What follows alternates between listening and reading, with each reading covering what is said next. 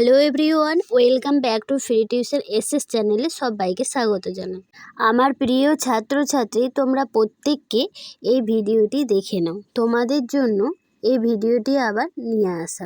পঞ্চম শ্রেণী আর বিষয় হচ্ছে বাংলা। তোমরা প্রত্যেককে এই ভিডিওটি সম্পূর্ণ দেখে নাও, তোমাদের পক্ষে অনেক সুবিধা হবে। চলো বেশি বকবক না করে ভিডিওটি শুরু করা যাক। প্রথম পর্যায়ক্রমিক মূল্যায়নপত্র 2025 পঞ্চম শ্রেণী, বিষয় থাকবে বাংলা। পূর্ণমান থাকবে 20 আর সময় থাকবে 40 মিনিট। তোমরা নিজের নিজের নাম লিখে নেবে, রোল নাম্বার লিখে নেবে, ঠিক আছে। এখানে পরীক্ষার্থীর নাম, ক্রমিক সংখ্যা আর বিদ্যালয়ের নাম তোমরা সঠিকভাবে লিখে নেবে। আর 1 নাম্বার দিয়েছে, দেখো ঠিক শব্দটি বেছে নিয়ে লিখতে বলেছে। 4টে আছে, 1 নাম্বার করে বরাদ্দ, সঠিক করতে পারলে 4 নাম্বার পেয়ে যাবে। কয়ার বলেছে রূপকথা গল্পে যেটি থাকে না, কি থাকে না? দৈত্যদানব, উড়োজাহাজ, পক্ষীরাজ, রাজপুত্র। কি থাকে না? উড়োজাহাজ থাকে না। ক্ষয়ের দাগে কি বলেছে দেখো, পাখির ডানার ব ব স স শন শন শব্দ শোনা যায়। কি বলবে? স স শব্দ শোনা যায়। গয়েরটা বলেছে বাড়িতে পোষা হয় এমন পাখির মধ্যে পড়ে না। কি পাখি? টিয়া পাখি, কোকিল, পায়রা, ময়না। কি বলবে? কোকিল পাখি বাড়িতে পোষা হয় না। ঘয়েরটা দেখো, এতোয়া শব্দের অর্থ হলো রবিবার, সোমবার, বুধবার, ছুটির দিন। রবিবার। তোমরা প্রত্যেককে এইভাবে লিখে নেবে আর পড়ে নেবে। 2-এর দাগে এলোমেলো শব্দ সাজিয়ে লেখো। এটাই সঠিক করতে পারলে 2 নাম্বার পেয়ে যাবে।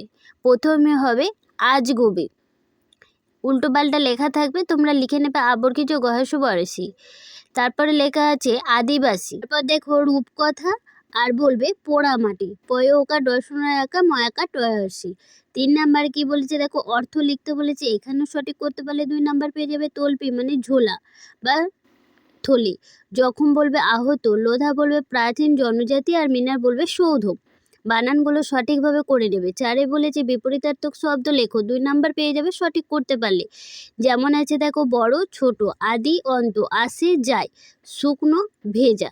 তাহলে তোমরা এভাবে প্রত্যেকটা প্রশ্নের উত্তর ভালো করে পড়ে নেবে, তাতে তোমাদের সুবিধা হবে। চলো পরে পাতায়। 5-এর কি বলেছে, বাক্য রচনা করো। 4টে আছে, সবগুলো করতে পারলে 2 নাম্বার পেয়ে যাবে। এখানে কি বলেছে দেখো, দুরন্ত, ট্রেনটি দুরন্ত গতিতে ছুটছে। তুমি অন্য ভাষাও লিখতে পারো। চুন, চুন দিয়ে ঘর রং করা হয়। নালিশ, ছেলেটি স্যারের কাছে নালিশ জানালো। জঙ্গল, জঙ্গলে অনেক বন্য প্রাণী দেখা যায়। তাহলে এভাবে তোমরা করে নেবে। তারপরেরটা দেখো, তারপর দেখো কি বলেছে, ক স্তম্ভের সঙ্গে খ স্তম্ভ মিলিয়ে দেখো। ক স্তম্ভে দেখো আছে নালিশ, আর খ স্তম্ভে আছে অভিযোগ। পাগল, উন্মাদ, সদাই, সবসময়, বারণ, নিষেধ, কাবু, কাহিল। এভাবে তোমরা প্রত্যেককে সঠিকটা মিলিয়ে নেবে। এটা উত্তর আমি লিখে দিয়েছি, আর প্রশ্ন আমি লিখিনি, একেবারে সরাসরি উত্তর লিখে দিয়েছি, দেখে নাও, ঠিক আছে। 7-এরটা দেখো কি বলেছে, একটি বাক্যে উত্তর লেখো। কি বলবে? একটি বাক্যে উত্তর লেখো। 4টে আছে, 1 নাম্বার করে বরাদ্দ রয়েছে, সঠিক করতে পারলে 4 নাম্বার পেয়ে যাবে। কয়ের বলেছে জোয়ানদের ঘাঁটি কোথায় ছিল?